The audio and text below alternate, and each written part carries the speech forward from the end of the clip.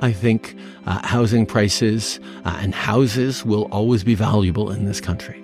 But housing needs to retain its value. It's a huge part of people's potential for retirement and future and nest egg. I mean, the difference between someone who's rented all their lives versus someone who is a homeowner in terms of the money they have for retirement is massive, and that's not necessarily always fair. That was our Prime Minister Justin Trudeau in an interview with Globe and Mail earlier this year, where he said that housing needs to retain its value. In today's video, we'll be talking about how and why the government is actually trying to keep the housing market high and why Canadians cannot afford a housing crash. So let's get started.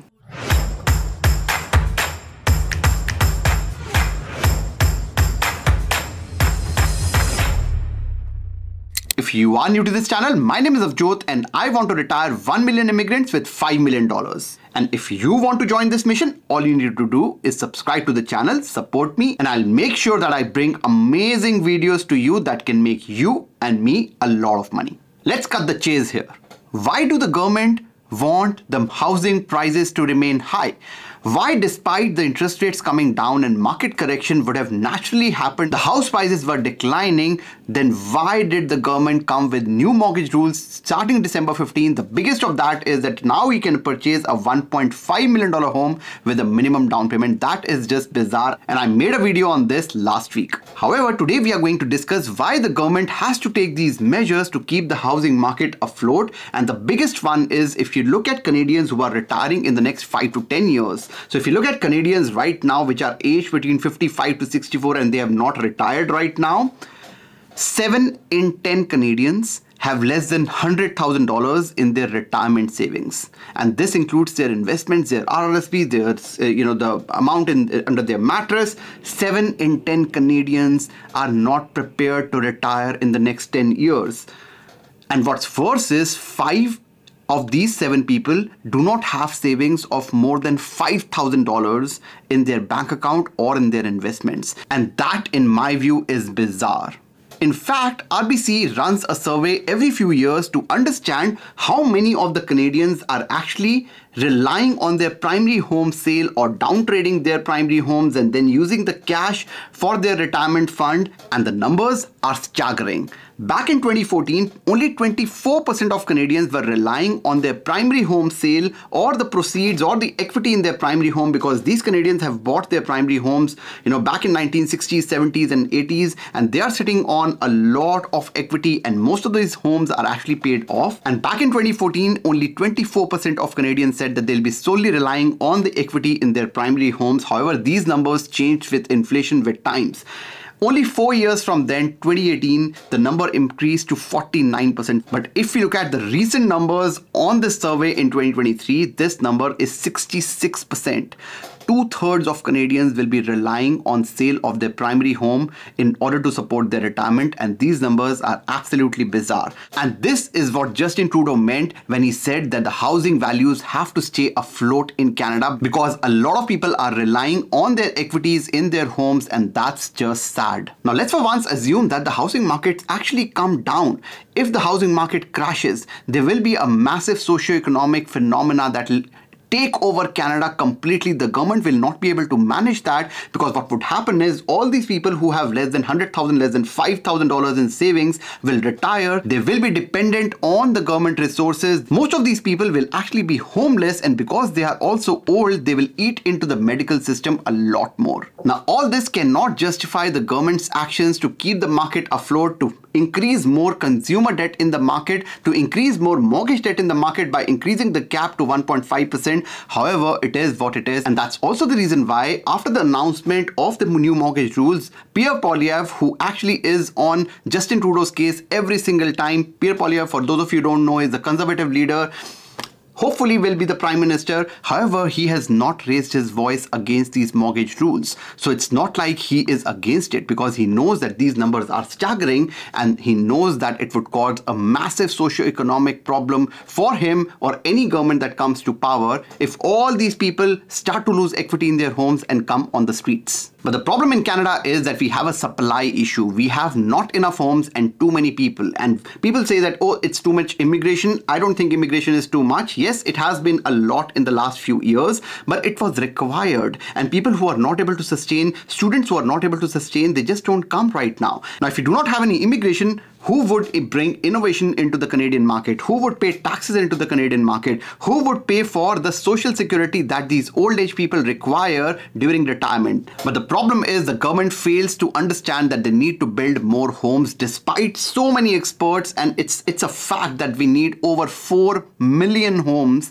in the next few years, 5 to 7 years, in order to sustain the demand that is already existing. Forget about the increased immigration. The demand that already exists in the market can only be done if we build 4 million homes. That's almost 400 to 500,000 homes every single year. However, they still continue to solve the housing market, and they're not solving the housing problem. They're not improving affordability, but they take these measures that only increases demand. They just talk about taking measures, but there are no measures, there are no actual numbers to support that they are building more homes. However, all these rules, just like the 1.5 million cap, the increased, like now people can buy $1.5 million homes with less than 20% down, and expanding the amortization periods to 30 years, it just increases consumer debt. It just improves the demand in the market, and it does not actually solve the supply. In fact, Canadian household debt has increased to $2.5 trillion, and it has increased a lot since COVID.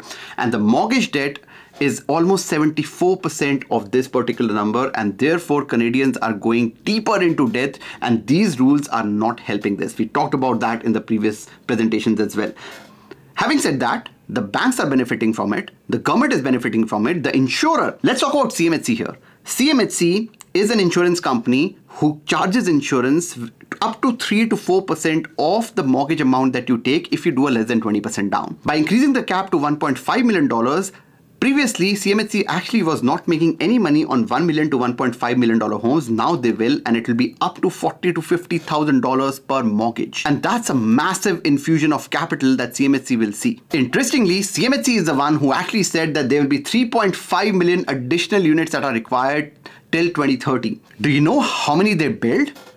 This is a chart of how many units start construction from 1948 to 2023. We have never seen a single year which is over 271,000 units, and they need to build about 500,000 units in the next 4 to 5 years to meet the demand, and we have not seen that. 2024 was no different. In fact, with the reduced demand of housing and the market the way it is, the builders are not able to sell in 2024. There are higher taxes, and in fact, the number of new unit constructions have actually reduced. So we are nowhere close to what's required on the supply side to meet the demand, and still we come up with measures that only increase demand in the market.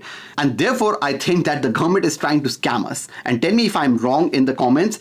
But if you look at the CMHC insurance, if you do a less than 20% down, like I said, that you need to pay an insurance anywhere between 3 to 4% if you're doing a less than 20% down. And now there is an entire 1 million to 1.5 million range where CMHC will be making that. However, the government will also be making taxes. The provincial tax on the CMHC insurance that you pay is 8%, and that's paid to the province. And that's an additional tax that no one talks about. Now, I see a lot of chatter that these rules are there to bail out the developers. But who put the developers in this situation in the first place? It's the government again.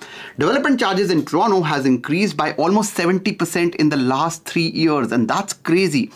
Let me explain what development charges are. So if you build, a particular condo unit, or if you're building a particular area, there are certain roads, hospitals, banks, plazas, those need to be built. And part of that money is charged to the developer as development charges. Now, if the government increases the development charges by 70%, who do you think is paying for it? Why do you think that new builds actually cost a lot more than they used to cost back in 2020 or pre-pandemic? In fact, pre-construction were supposed to be cheaper than resale houses, because in pre-construction homes, the only thing that's going for that particular home is that it's new.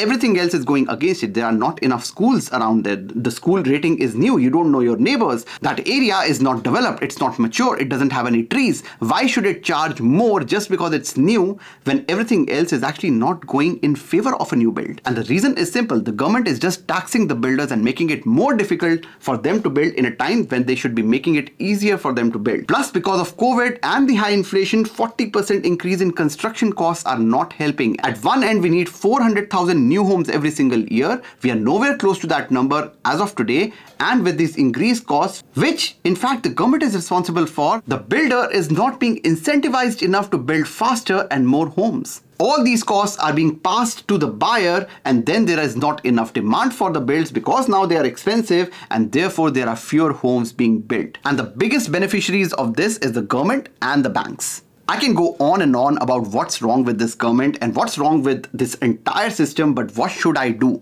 It doesn't solve the question. It doesn't solve my problem. What should I do?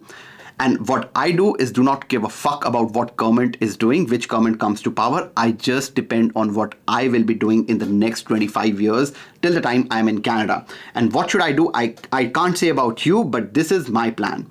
I talked about this in my $5 million retirement video as well, but the first 5 years should be spent on improving our income. A lot of people actually come into this country and they just jump the gun on buying a home. Even if you're getting gift money back from India or wherever you're coming from, even if you're getting a gift from your parents, that's great, but you don't have to jump the gun because the biggest asset that you can ever have is not your home, but your income. So concentrate on increasing your income to a point where you can save or invest 20% of your net income and then look to buy your primary home. And do not buy a home that the bank allows you to buy. Buy a home with a rule of 35, which means that all your expenses related to your home, your mortgage payment, the property tax, the utility bill, everything should be less than 35% of your net household income, not gross household income, net household income. So despite the government saying that now you can buy a $1.5 million home, by the way, not everyone can qualify for that. You need to make about $280,000 to $320,000 household income in order to qualify for a $1.5 million home. But just because the government is allowing for that, just because the banks are qualifying you for that, doesn't mean that we can afford that.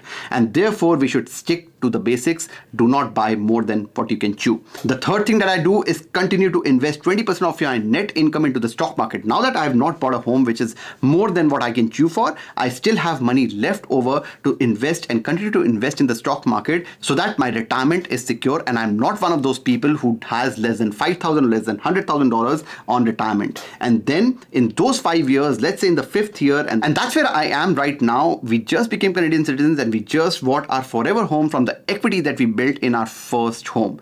And we again bought a home for $1.2 million that can definitely be supported by our income, and it's way below 35% of our net household income. Here's what I'll do in the next 5 years, despite who is in power, who is, conservatives or liberals, it doesn't matter.